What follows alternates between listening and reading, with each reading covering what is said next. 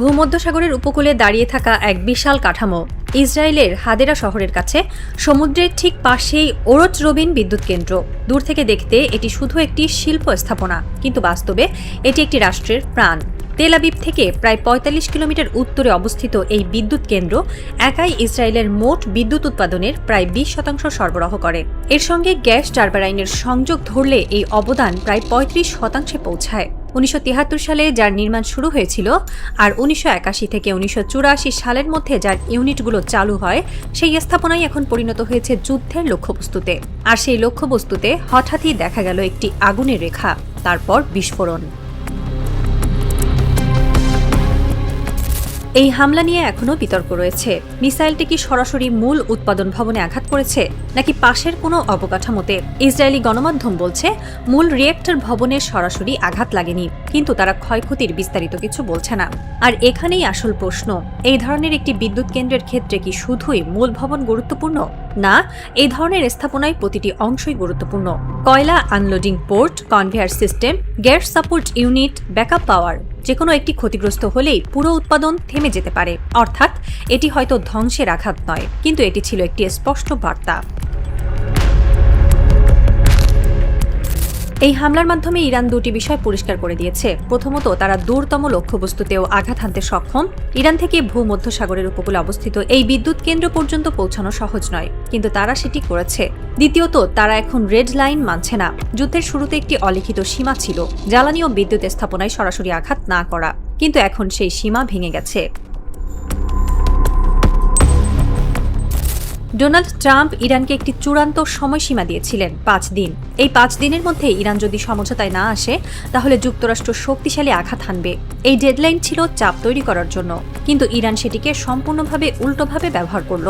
Deadline শেষ হওয়ার আগেই তারা আঘাত করল, এবং এমন জায়গায় আঘাত করল যেখানে আঘাত মানেই সরাসরি অর্থনৈতিক ও কৌশলগত চাপ। এই বিদ্যুৎ কেন্দ্রটি শুধু আলো জ্বালায় না, এটি শিল্প চালায়, কারখানা চালায়, অর্থনীতি সচল রাখে। যদি এই ধরনের একটি কেন্দ্র দীর্ঘ সময় বন্ধ হয়ে যায়, তাহলে শুধু একটি শহর নয়, পুরো একটি অর্থনৈতিক ব্যবস্থা ধাক্কা খায়। বিশেষজ্ঞরা বলছেন এই ধরনের বড় বিদ্যুৎ কেন্দ্র ক্ষতিগ্রস্ত হলে সেটি পুনরায় চালু করতে ৬ থেকে ৮ মাস পর্যন্ত সময় লাগতে পারে, কিছু ক্ষেত্রে আরও বেশি। অর্থাৎ একটি মিসাইলের আঘাতের প্রভাব ৬ মাস পর্যন্ত টিকে থাকতে পারে। এই যুদ্ধ এখন আর শুধুমাত্র সামরিক নয়, এটি হয়ে উঠছে জ্বালানি যুদ্ধ। এক পক্ষ আঘাত করছে বিদ্যুৎ কেন্দ্রে, অন্য পক্ষ আঘাত করছে তেল ক্ষেত্রে, এবং ধীরে ধীরে যুদ্ধ পৌঁছে যাচ্ছে মানুষের দৈনন্দিন জীবনে। কারণ জ্বালানি মানেই বিদ্যুৎ, পরিবহন, খাদ্য, শিল্প, সবকিছু। পরিস্থিতি আরও জটিল হয়ে উঠেছে আরেকটি হুমকির কারণে, বাব আল মান্দেব প্রণালী। এটি ইয়েমেন ও জিবুতির মাঝখানে অবস্থিত একটি গুরুত্বপূর্ণ সমুদ্র পথ, যা সরাসরি সুয়েজ খাল হয়ে ভূমধ্যসাগরে প্রবেশ করে। ইরানের পক্ষ থেকে ইঙ্গিত দেওয়া হয়েছে যদি প্রয়োজন হয় এই পথও বন্ধ করে দেওয়া হতে পারে। যদি এমনটা হয়, তাহলে বিশ্ব বাণিজ্যের একটি বড় অংশ থেমে যাবে। হরমুজ প্রণালী ইতিমধ্যেই ঝুঁকির মধ্যে। সেখানে যদি জাহাজ চলাচল বন্ধ হয় আর একই সাথে বাব আল মান্দেবও বন্ধ হয়ে যায়, তাহলে বিশ্ব জ্বালানি সরবরাহ দুই দিক থেকেই আঘাত পাবে। সৌদি আরব বিকল্প হিসেবে একটি পাইপলাইন তৈরি করেছিল, যার মাধ্যমে তারা দিনে প্রায় ৭ মিলিয়ন ব্যারেল তেল রপ্তানি করতে পারে। কিন্তু সেই তেলও শেষ পর্যন্ত লোহিত সাগর হয়ে এই পথ দিয়েই যায়। অর্থাৎ এই পথ বন্ধ মানেই পুরো সাপ্লাই বন্ধ।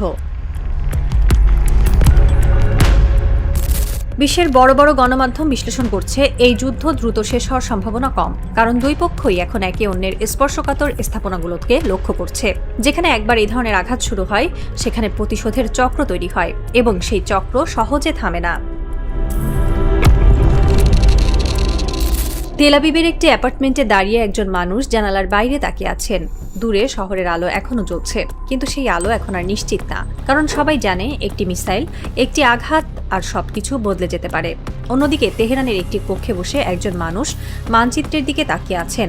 তার চোখ স্থির, তার সামনে থাকা মানচিত্রে চিহ্নিত করা হয়েছে শুধু সামরিক ঘাঁটি না, বিদ্যুৎ কেন্দ্র, তেলক্ষেত্র, সমুদ্রপথ। কারণ এই যুদ্ধ এখন আর বন্দুকের না, এটা সিস্টেমের যুদ্ধ, অর্থনীতির যুদ্ধ, নিয়ন্ত্রণের যুদ্ধ।